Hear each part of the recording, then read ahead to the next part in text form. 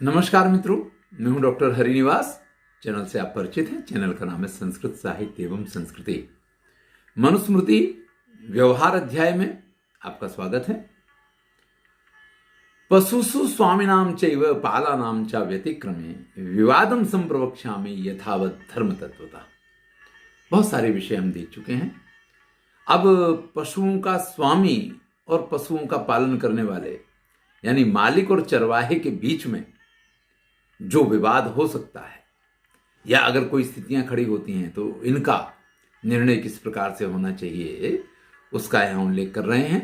क्योंकि उस समय व्यापार के नाम पे पशुपालन ही सबसे बड़ा व्यापार हुआ करता था। अन्य व्यापार तो इतने अधिक विस्तृत नहीं थे।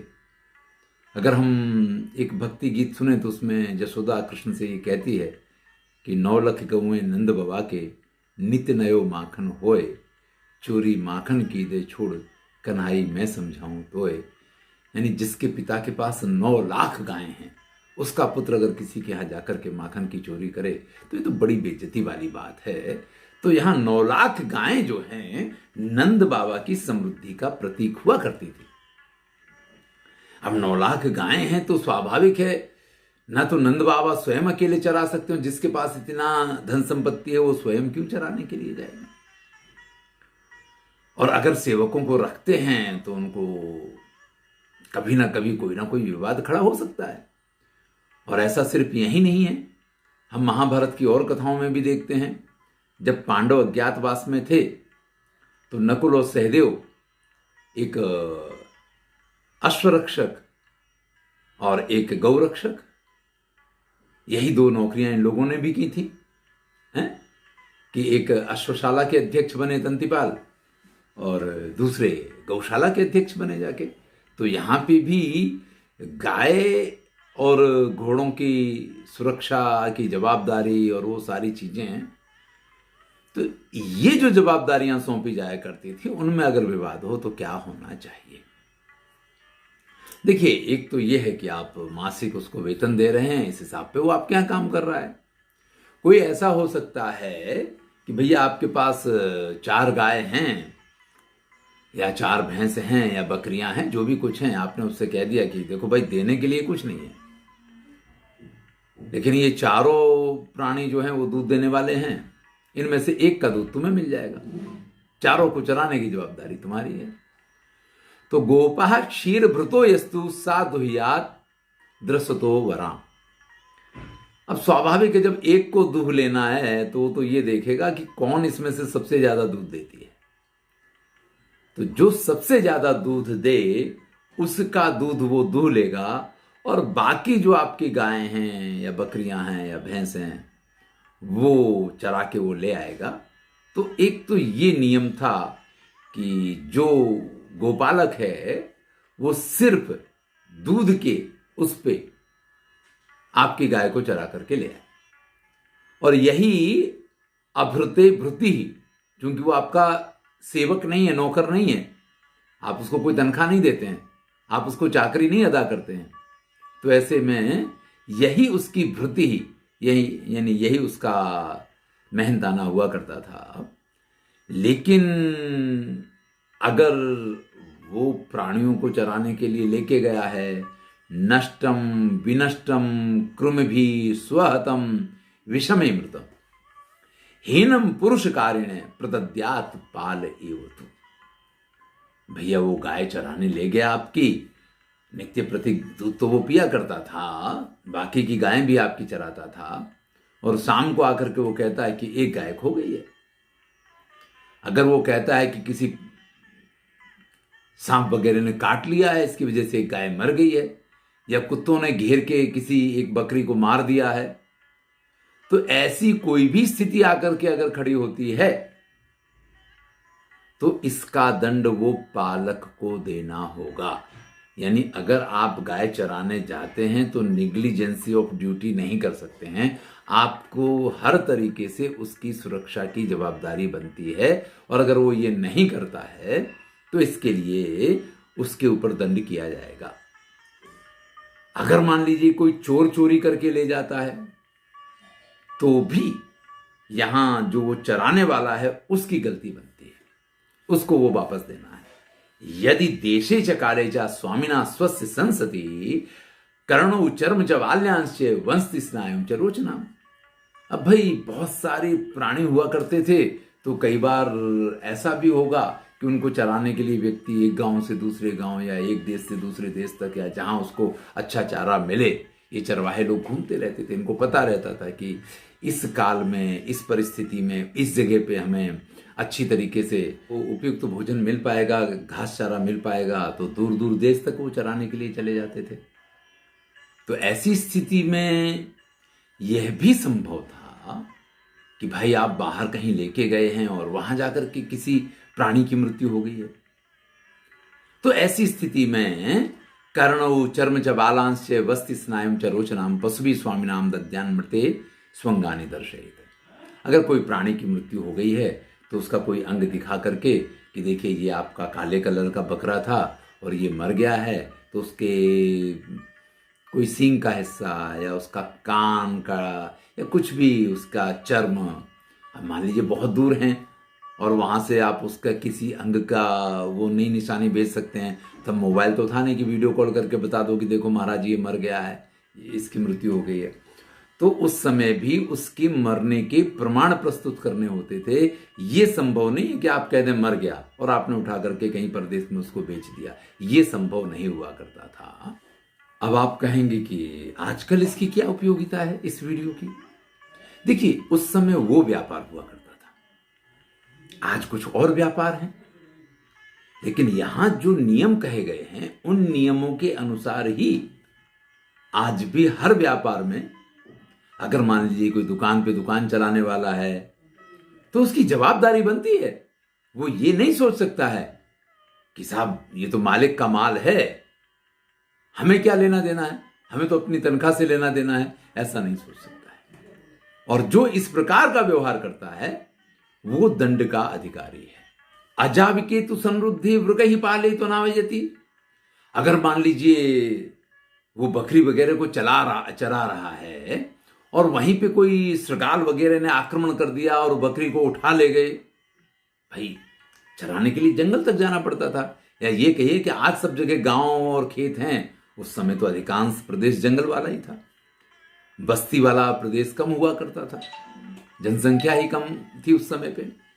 तो ऐसी स्थिति में कहते हैं कि अगर गोपालक जो है यानी चरवाहा जो है उसने सुरक्षा के लिए सभी प्रयत्न किए हैं और फिर भी ऐसी घटना घटित हो जाती है तो उसकी जवाबदारी नहीं है।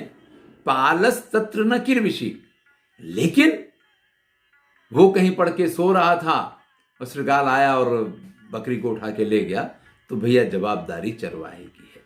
अब आप कहेंगे पता कैसे चलेगा कि वो सो रहा था या वो वास्तव में उसकी सुरक्षा में लगा था?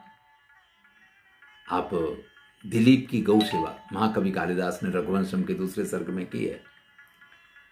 सिंह जब आक्रमण करता है ना, तो महाराज दिलीप ये कहते हैं कि हमारे गुरु की गाय है और आप इसको छोड़ दीजिए, आप भले मुझे खा जाइए।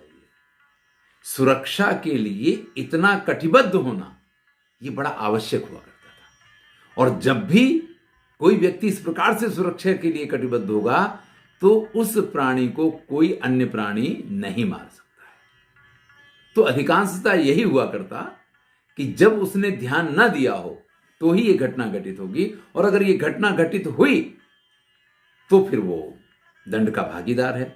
हां, अगर वो सुरक्षा में लगा हुआ है तो कुछ ना कुछ तो ऐसा प्रमाण मिल ही जाएगा कि यहां देखिए हाथापाई हुई, उसने लकड़ी चलाई, उसने इस प्रकार से मारने का प्रयत्न किया, जो कुछ भी किया है, क्योंकि जमीन तो कच्ची हुआ करती थी, उस पर तो कुछ भी करोगे तो उसके निशान बन जाएंगे। तो ऐसी स्थिति में अभी भी कई बार ऐसा होता है कि स्वयं जो सुरक्षा गार्ड हो वही चोरों से मिल जाए और वही दुकान के अंदर चोरों को बुला ले। बाद में वो कहे कि यार हमें बांध देना, फिर तुम सब बांध के ले जाना यहां से। तो ऐसी स्थिति में भी ये पता पुलिस लगा ही लेती है कि भैया ये गार्ड जो है ये स्वयं उनके साथ मिला हुआ है, क्योंकि सिर्फ बांध देना या सिर पे कुछ मार देना या थोड़ा कुछ खून निकल जाना, ये इस चीज के प्रमाण नहीं हो जाया करते हैं कि आपने सुरक्षा के लिए संपूर्ण प्रयत्न किए हैं। और भी बहुत सारी ऐसी बातें हैं जो पुलिस के ध्यान पे आया करती हैं। तो उस समय पे भी ये चीज थी। तो जब भी कोई सेवक किसी के यहां नौकरी करता है, उसको इस चीज का ख्याल रखना चाहिए कि वो संपूर्ण निष्ठा के साथ, वेतनादान प्रकरण में तो ये बात आई थी, लेकिन यहां पे गाय को चराने वाले को भी इसका पालन करना चाहिए। अब भाई गाय चरने कहां जाएगी? तो उसके लिए विधान यह है कि गांव हो तो धनुषतम परिहारो ग्रामस्य श्याम अनंतता।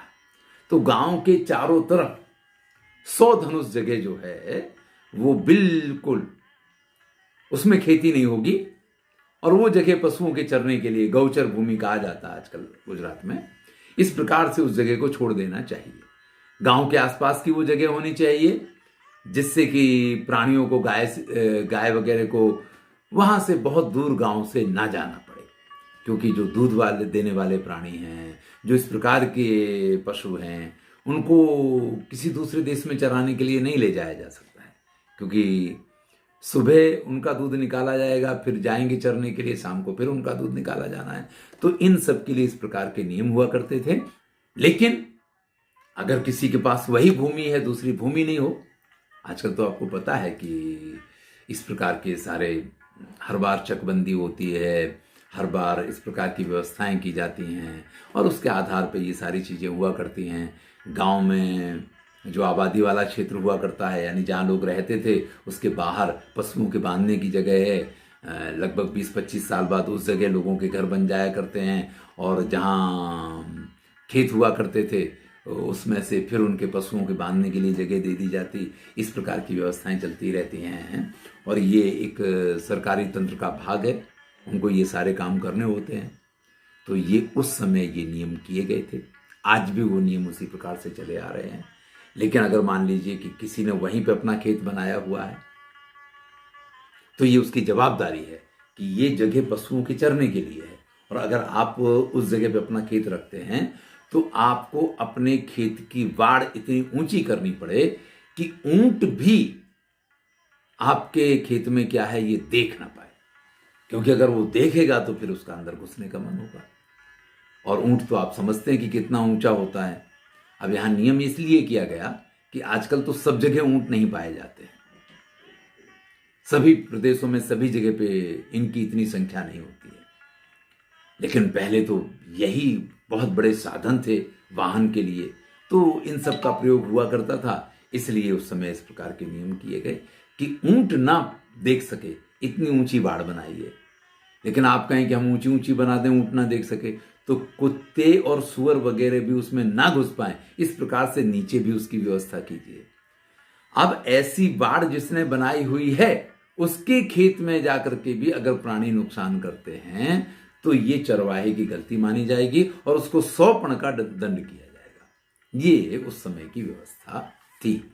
और अगर किसी ने इस प्रकार की व्यवस्थाएं अपने खेत में नहीं की है और प्राणी आकर के उसके यहां खा जाते हैं, तो भैया इसमें उस प्रकार के दंड का प्रावधान नहीं है, क्योंकि उसने स्वयं अपनी सुरक्षा का इंतजाम नहीं किया है। विशेष करके ये कहते हैं कि अग्निर्दशाहम गाम सूताम वृषान देव पशुंस तथा सपालान व विपालान व दंड्यान मनुरप्रवीत। देखिए कुछ गायें ऐसी हैं जो अभी ब्याई है, 8-10 दिन हुए हैं, जिसको बहुत दूर तक खेत तक जाना अनुकूल नहीं है, ऐसी कोई गाय है, या देव पूजा के लिए जिन पे दाग लगा करके और छोड़ दिया जाता है, जिसका कोई स्वामी नहीं है, इस प्रकार के जो प्राणी हों, अगर वो आपके खेत में घुस जाते हैं तो भैया यहाँ पालक के ऊपर भी दंड नहीं होगा और जिसके वो प्राणी है उसके स्वामी के ऊपर भी दंड नहीं होगा। ये नुकसान तो जिसका अपना खेत है उसको उठाना ही पड़ेगा। इसके अतिरिक्त अन्य किसी भी स्थिति में अगर प्राणी किसी फसल को नुकसान पहुंचाते हैं तो चाहे आप स्वामी से लीजिए, चाहे आप चरवाहे से लीजिए, इसमें जिसकी गलती मानी जाए या जो जिस प्रकार का दंड का अधिकारी हो उस प्रकार का दंड उसको किया जाए।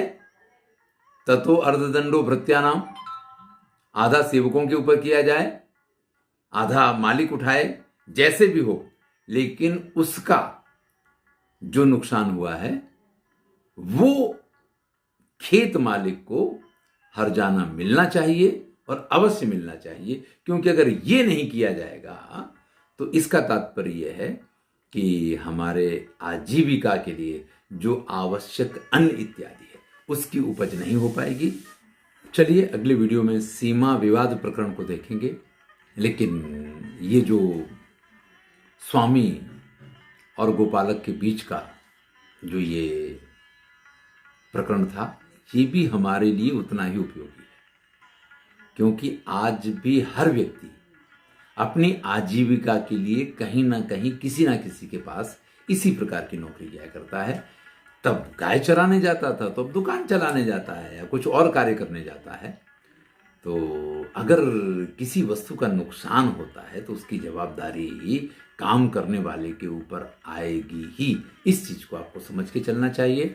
और जो नियम यहाँ पे थे, लगभग इसी प्रकार के नियम आज दूसरे व्यवसाय के अंदर लागू पड़ते हैं।